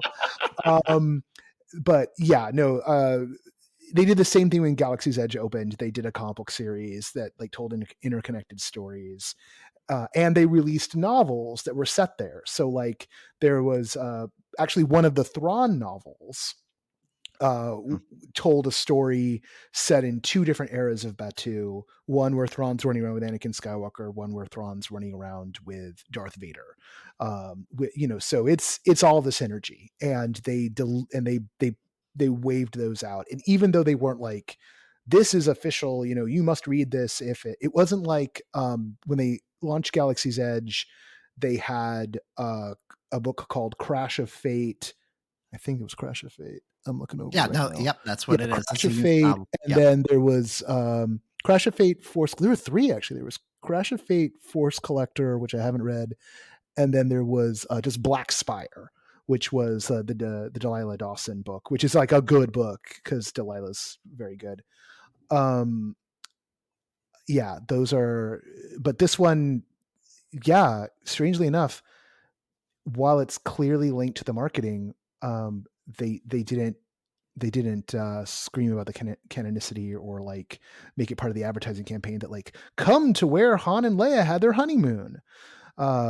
Because the ship was just going to sell itself, guys. Like there needed to be no market anyway. Let me ask a question though, very quickly. I'm not gonna delay this too much longer, but I just want to ask this because it occurs to me hearing about this novel that like, and you made this reference at the top, Noah, about like currently canonical, right? Yeah. Like, right.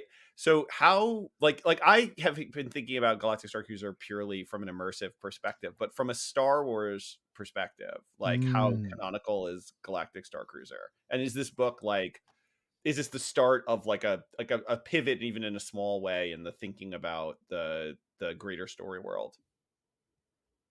I mean, it's entirely canonical. That class of ship and the designer of the ship shows up in one of the High Republic novels. That comic book series they did to launch it involves key characters, beloved characters from the first phase of the High Republic. And it's a prequel story. Like, yeah, it's a prequel story. Like they definitely intentionally designed it. And Nick, do you remember on the way up to the landing? So you could the crew could take the stairs to go up above in the atrium platform. There was the 2 slash marks. In that comic book. We see that as because Asajj Ventress, with her double lightsabers, takes a swing at Anakin Skywalker and misses, and they've left them there. So like it's definitely, to that point, they made a really conscious effort. Now, who decided to put those in there? What came first? Whether it was just all part of the same incubator, who's to say? Yeah. And then the idea that one day they may erase the Halcyon from canon, right? Which I think is like the second sort of the implied part of your question, like Nick, is like, okay, all this stuff's in canon right now, but like maybe it was recycled one day. We've yet to come to the point where we're back in the old multi-tier canon stuff, but it is of note that Dave Filoni, I heard this secondhand, that he only, like George, feels that like it's the filmed stuff that matters the most. So if it's a film, television, or a cartoon, that's real, and everything else doesn't really count, which is not the corporate policy, not the promise that was made to the fans, and not sort of like the heavy lifting that's been done for a long time. And indeed, that's how we wound up with the blanking of the EU in the first place, which is, you know, one of the several shocks to the system that's occurred to Star Wars fandom over the years. But I think also, Nick, to your point, we're seeing that already with Galaxy's Edge and in Batuu when you go to the theme parks now, because it used to be set in a very specific point in the lore. It was right in between The Last Jedi and Rise of Skywalker. But when I went on my tour in August on the Halcyon, I saw Boba Fett and I saw the Mandalorian, right? I saw Din Djarin, and it's, so they're just wandering around, and why they're there, there's no like there's other characters who wander around who are clearly like there as part of the resistance, but then there's just people just there for the photos. So we're already seeing that this intentionality behind the entire I think Disneyland, Disney World insertion of Star Wars and what Batuu is, and the Halcyon by extension, is already kind of fading away just to be come to Star Wars land. Yeah, it's increasingly a theme park land as opposed to being, you know, an extension of the story that you can live. Like they've pretty much fully stepped away from that. But then the inverse part, right, you know, of like, well, what does that, you know, does that mean that those stories that happened, are they now no longer canon? No, they've been baked into canon because they've been connected to everything else. At some point down the line, maybe they it's great. The gift guide, like, we want gift guides. You guys went on a Star Wars continuity rant. It's like, you know what show you're listening to, everybody. Look what we did. I'll be like, warning, you know, skip to this part. Long and the short of it is, look, at some point they could blow it all up. At some point they may blow it all up. There are people who want them to blow it all up. So, you know, but probably until they like throw their hands up and go like, you know what, none of this is working, so we're just going to remake Star Wars. That's when the Halcyon will no longer be canon, right? You know, like that when that day, if that day ever comes, and it's not a day I look forward to, but hopefully I'll be dead by then. So, all right. On that cheery note. Well, no, how about this? To me, it'll always be canon. Like Lore Santeca, to me, it's always canon. All right. Very, very, it was always canon to me. All right. Very good. Okay. This segment is kaput. But Nick, Patrick, thanks for coming through. I'm gonna probably just stick this towards the end of the episode now. Just to like give everyone relief, which means that you probably heard Patrick and me earlier in the show talking about VR. And we'll have a lot of you guys back towards the end of the year when we do the end of the year roundup.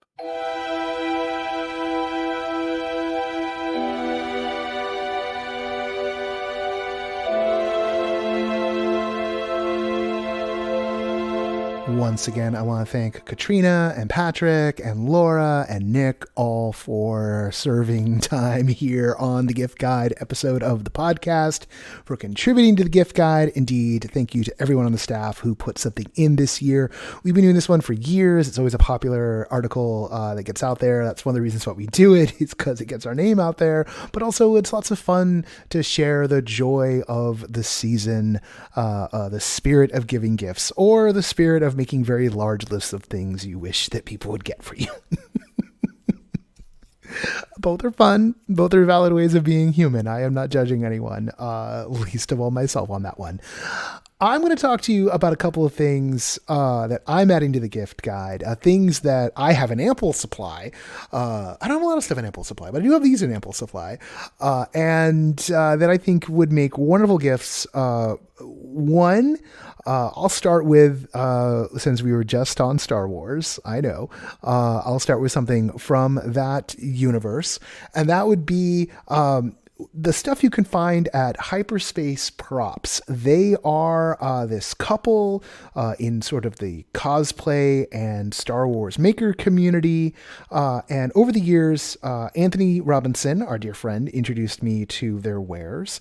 They make a lot of different things. The one I'm going to talk to you about is their own take on the Coruscant Shift Sabacc deck. This is the same game, the same rules of the same game that you could used to be able to purchase on the Halcyon. I actually got this long before I went to the Halcyon, and it is not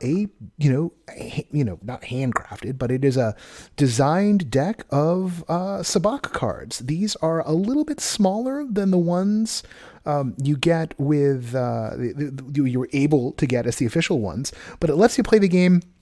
And one of the things that's great about Hyperspace Props decks, and they have decks for a couple of other different versions of Sabacc, Sabacc. I say it differently all the time and have been for like 30 years. One of the things that's great about theirs is that, actually I'm like dealing with this box. I'm like, how does this go in? It also comes with dice. This one comes with metal dice, which is fantastic. Just like the other one does. Just like the official one does. But there's all these different versions based on the version of the game you want to be playing with your friends. And some of them are a little more themed one way or another. But something they've always been really good at is they are incredibly readable. They are fantastic for playing. There are a lot of... I'm not getting a cut of this, by the way. Welcome to QVC. We've just got to get 5,000 more of these out the door. And then, get another 3. Sorry. I was at a place where there were people pitching things all week long. I'm in the mood. So I'm holding these up to the webcam right now. You guys cannot see me, but I'm holding the case up. What's lovely about these is that they are eminently readable. In fact, some of the decks they've made are more legible for people who, say, have red, green color differentiation issues than the ones that Disney makes. Yeah. So Hyperspace Props, everybody. They also make some wonderful cosplay pieces and lots of cool phone case things that have different themes. And credits. So many different kinds of credits. But grab yourself a deck of Sabacc cards, Sabacc, and come play with us. They even, I believe, for one of the tabletop simulator platforms, they have a video game version of some of the Sabacc rules that they give out for free as well, because they just want people to play the game. They love the game. They want people to play the game. I love the game. I want you to play this game. And now we only have 4,500 left. We've already sold 500. Okay. Grab Sabacc cards. I'm going to stay with cards as a theme, but these are not playing cards this time. I want to talk to you about a gift for the creator or the producer in your life. This is specifically Ugmonk's analog system. This is a productivity tool. And indeed, I'm putting this on the list because NoPro would not function without this tool. In truth, I have over the years been like a productivity tool junkie. I've gone through many things. I was an OmniFocus user for a long time. There was a period in my life where I was obsessed with the getting things done methodology, which is why I want to be an OmniFocus user, even though they were a rather expensive task manager that I didn't need all the features of. And I spent a lot of time, many different planners, you name it. I've used them all. And the thing that I'm using the most these days, and I also there's an app called Agenda, which sometimes I'll slide back over into using the app. But the thing that's become my ground point, the tool I keep coming back to, even though because of the way my brain works, I sometimes need to go use a totally different tool for a while, just because I need to be in a different era. But the one that has my heart, my badly functioning heart, the one that has my heart, the one I keep coming back to is Ugmonk's analog system. This is a pretty simple system. Truth be told, you probably could mock this up yourself to some degree, but they are these well-crafted 3x5 sized cards with rounded corners. It's a beautiful piece. There's just 10 items here, a 10 item to-do list card that says today on it. There's also some, each set comes with some next and some someday cards. The centerpiece of the whole thing is this lovely wooden card holder that has a space for the cards you haven't used yet, the space for the today and the someday, the next and the someday cards that you've got active, and a card holder that keeps today's card at a little jaunty angle that makes it easy to read and also easy to pick up and deal with. They recently, and I don't have this one, they recently added an analog weekly card to the set, a more long card that just lets you write down what the weekly objectives are. I have my calendar for that more. I don't use that tool, so this is not me asking for the tool, but maybe you're the kind of person who likes to have a physical version of that. I just find this simple checklist system really, really great way to keep myself focused and feel like I'm accomplishing things. Because there's always an endless amount of things to do, but there's these 3 dots in the upper right-hand corner that are vertically stacked, and I have a little system by which I judge when I get to fill in those dots. And I know that if I've had a 2-dot day, I'm doing okay. And if I had a 3-dot day, where did I find the energy? And it helps keep me going. And maybe you're the kind of person who needs something to do that. Maybe you're not happy with the tool you have right now, or maybe this is a gift guide. It should be for someone else. Maybe someone who has those exact issues. Ugmonk's analog. One last thing when it comes, and this is a system. There's a subscription mode for it where they send you cards like every 3 months. I'm stacked up. I'm paused right now because I think I got like 6 months of cards. Because again, I walk away from it sometimes, and then they just keep on sending me cards. And I was like, oh, I forgot to pause because I forgot to put pause until I wrote it down on the system. Pause the cards. I did not have that. Finally, one last thing to go into the gift guide. A subscription to Yes Please Coffee, our friends over at Yes Please. I want to put that in. That's a productivity tool. They were also the sponsors, our coffee sponsors for the next stage. And let me tell you, if there's one thing that's true, if you're throwing a big event, if you're making a big event, you need coffee for yourself. Maybe for your staff members, for your guests, you need coffee. And while they don't do bulk orders for everybody, at least your coffee will be wonderful whole beans delivered at your cadence, the cadence you want, from Yes Please right here in Los Angeles. They deliver via the United States Postal Service. It is the freshest beans. I hand grind my beans with a hand grinder. I'm that guy, man. I am that guy. I love their coffee. And it's not just because they're my friends. I love their coffee. I'm pretty much addicted to it. So, and I haven't been able to have it in a couple of days because I've been gone. And I'm going to be gone some more, so I won't be able to have it. So I miss my coffee, and I just want to share it with you. No, I mean, like, you buy it. Don't take my coffee from me, please. So that's Yes Please Coffee. I believe it's Yes Please, YESPLZ.coffee. Don't quote me on that. Check the gift guide. There you go. Thank you, everyone. I know it's been a long one. Hopefully this gets you through. We are set up to do a podcast next week, so I think we're going to squeeze one more in and get that out there on Black Friday as I wanted it to be. Or maybe it's the next week. No, yeah, I think we're getting in on time. So the newsletter is going to be on, I believe, Monday. It'll be a travel day for me, but I believe we're getting the newsletter out on Monday this coming week. I declared that in the newsletter last week. Declared that in the newsletter last week.